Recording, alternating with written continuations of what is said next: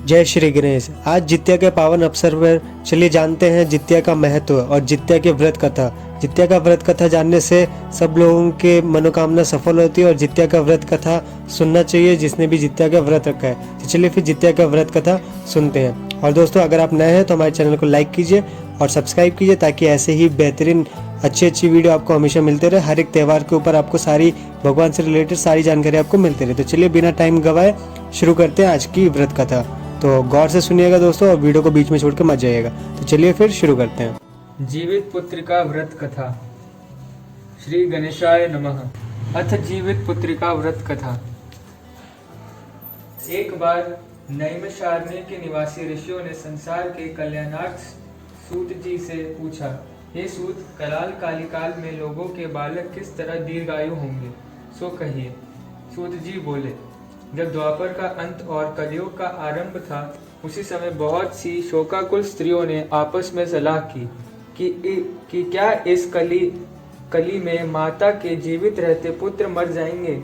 जब वे आपस में कुछ निर्णय नहीं कर सकी, तब गौतम जी के पास पूछने के लिए गई। जब उनके पास पहुंची तो उस समय गौतम जी आनंद के साथ बैठे थे। उनके सामने जाकर उन्होंने मस्तक झुकाकर प्रणाम किया। तदंतर स्त्रियों ने पूछा, हे प्रभु, इस कलयुग में लोगों के पुत्र किस तरह जीवित रहेंगे? इसके लिए कोई व्रत या तप हो तो कृपा करके बताइए। इस तरह उनकी बात सुनकर गौतम जी बोले, आपसे मैं वही बात कहूँगा जो मैंने पहले से सुन रखी है।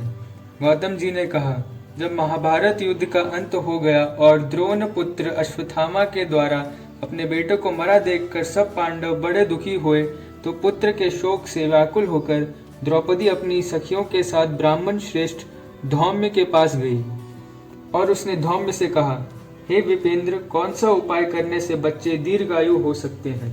कृपा करके ठीक ठीक कहिए। धौम्य बोले, सतयुग में सत्य वचन बोलने वाला, सत्याचरण करने वाला समदर्शी जीमुतवाहन नामक एक राजा था। एक बार वह अपनी स्त्री के साथ अपने ससुराल गया और वहीं रहने लगा। एक दिन आधी रात के समय पुत्र के शोक से व्याकुल वो स्त्री रोने लगी, क्योंकि वह अपने बेटे के दर्शन से निराश हो चुकी थी। उसका पुत्र मर चुका था। वह रोती हुई कहती थी, हाय, मुझ बूढ़ी माता के सामने मेरा बेटा मरा जा रहा है। उसका रुदन सुनकर राजा जीमुतवाहन का तो मानो हृदय विदीर्ण हो गया। वे तत्काल उस स्त्री के पास गया और उससे पूछा, तुम्हारा बेटा कैसे मरा है? बूढ़े ने कहा, गरुड़ प्रतिदिन आकर गांव के लड़कों को खा जाता है। इस पर दयालु राजा ने कहा, माता, अब तुम रो मत, आनंद से बैठो, मैं तुम्हारे बच्चे को बचाने का यत्न करता हूँ। ऐसा कहकर राजा उस स्थान पर गया जहाँ गरुड़ आकर प्रतिदिन मांस खाया करता था। उसी समय गरुड़ भी उस पर टूट पड़ा और राजा के शरीर का मांस खाने लगा। जब अतिशय तेजस्वी गरुड़ ने राजा का बायां अंग खा लिया, तो झटपट राजा ने अपना दाहिना अंग फेर कर गरुड़ के सामने कर दिया। यह देखकर गरुड़ जी ने कहा, देवियोनियों में तुम कौन हो? तुम मनुष्य तो नहीं जान पड़ते। अच्छा, अपना जन्म और कुल बताओ। पीड़ा से व्याकुल मन वाले राजा ने कहा, हे पक्षीराज, इस तरह के प्रश्न करना व्यर्थ है।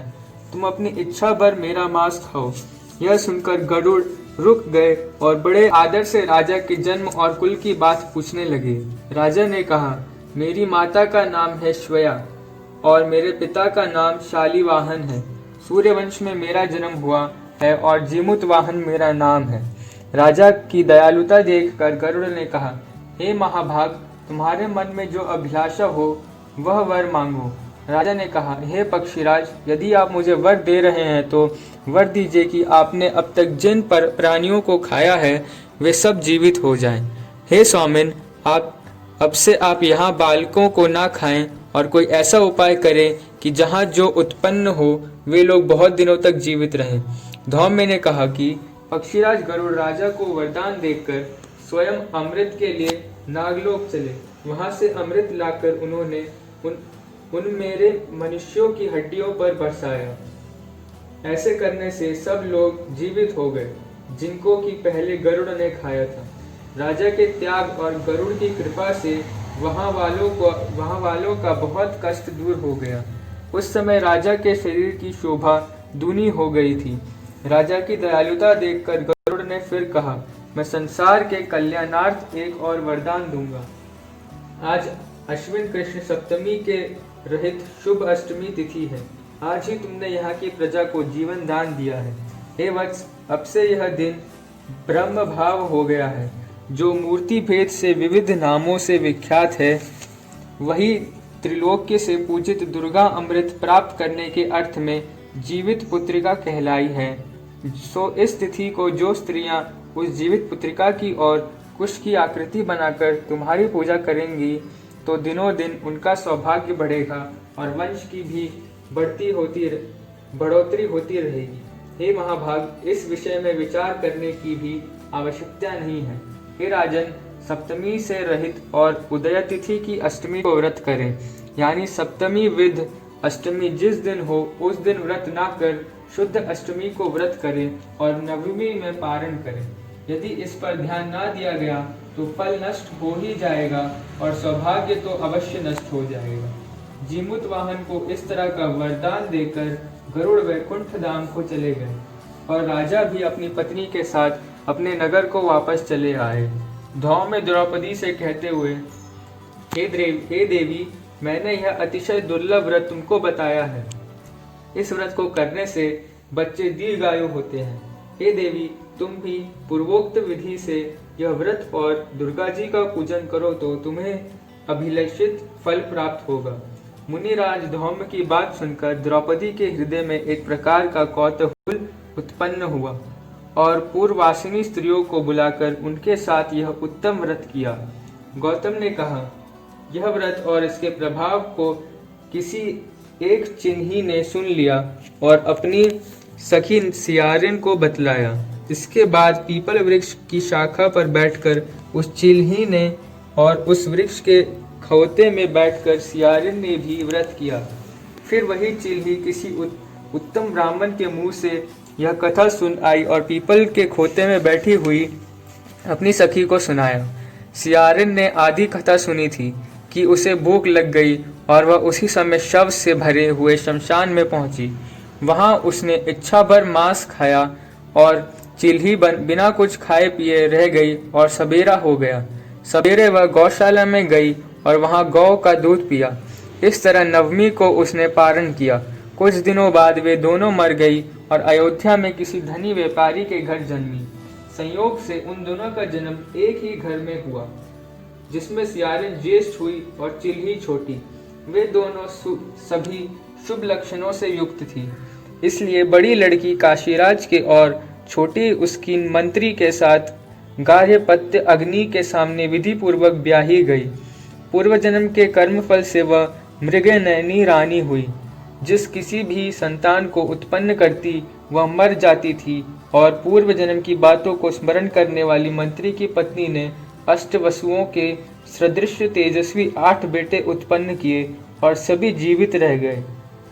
अपनी बहन के पुत्रों को जीवित देखकर ईर्ष्यावश राजपत्नी ने अपने स्वामी से कहा कि यदि तुम मुझे जीवित रखना चाहते हो तो इस मंत्री के भी पुत्रों को उसी तरह भेज दो जहां मेरे बेटे गए हैं, अर्थात इन्हें मार डालो।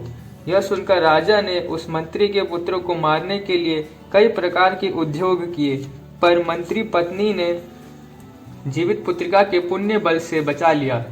एक दिन राजा ने अपने आदमियों से उन पुत्रों का सिर कटवाकर पिटारी में रखवाया और वह पिटारी उनकी माता यानी मंत्री की पत्नी के पास भेज दिया। किंतु वे 8 सिर बेशकीमती जवाहरात हो गए और भले चंगे वे 8 लड़के अपनी माता के पास वापस चले गए। उनको जीवित देखकर राजपत्नी को बड़ा विस्मय हुआ। अंत में वह मंत्री की पत्नी के पास आई और उसने पूछा, बहन, तुम कौन सा ऐसा पुण्य किया है जिससे बार बार मारे जाने पर भी तुम्हारे बेटे नहीं मरते? इस पर मंत्री की पत्नी ने कहा, पूर्व जन्म में चिल्ही थी और एक सियारिन थी। दोनों ने व्रत किया था। तुमने व्रत के नियमों का भली भांति पालन नहीं किया था और मैंने किया था। इसी दोष से हे बहन, तुम्हारे बेटे नहीं जीते हैं। ओ राजरानी, अब भी तुम इस जीवित पुत्र का व्रत को करो तो तुम्हारे बेटे दीर्घायु होंगे। मैं तुमसे सच सच कह रही हूँ। उसके कथा अनुसार रानी ने व्रत किया, तभी से उसके कई बेटे सुंदर और दीर्घ आयु होकर बड़े बड़े राजा हुए। सूत जी कहते हैं कि जब सब प्रकार का आनंद देने वाले मैंने यह दिव्य व्रत बतलाया, स्त्रियां चिरंजीवी संतान चाहती हो तो विधि पूर्वक यह व्रत करें। इति पंडित श्री देव नारायण पाठक। ओम नमः भगवते वासुदेवाय नमः। तो दोस्तों देखा आपने, कैसी लगी आपको ये व्रत कथा। दोस्तों ऐसी ही अच्छी अच्छी व्रत कथा और अच्छी अच्छी जानकारी के लिए हमारे चैनल को सब्सक्राइब करना बिल्कुल भी मत भूलिए। हमारे चैनल को अभी सब्सक्राइब कीजिए और बेल आइकन दबा के उसे ऑल पर सेलेक्ट कीजिए। फिर मिलेंगे दोस्तों अगले वीडियो में। तब तक के लिए जय हिंद, जय भारत, राधे राधे।